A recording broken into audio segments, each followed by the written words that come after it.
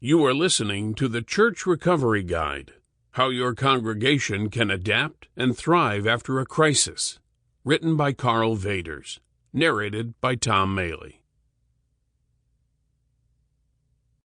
All websites and phone numbers herein are accurate at the time of publication, but may change in the future or cease to exist.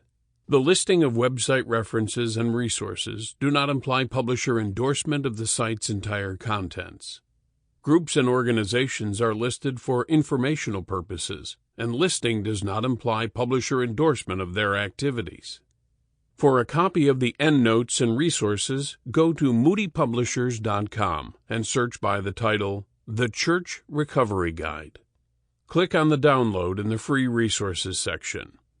Names and details in some stories have been changed to protect the privacy of individuals.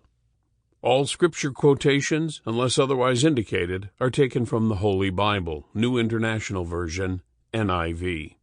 Scripture quotations marked NASB are taken from the New American Standard Bible.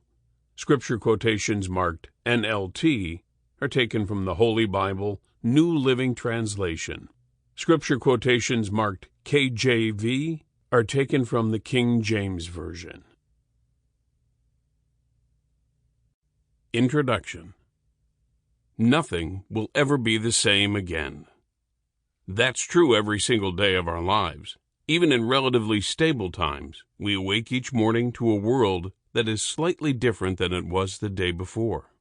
The advantage of the incremental changes we usually face is that we have the chance to adapt to them with only minor disruptions. The disadvantage is that the disruptions are often so minor as to be unnoticeable, so we don't make the necessary adaptations until it's too late.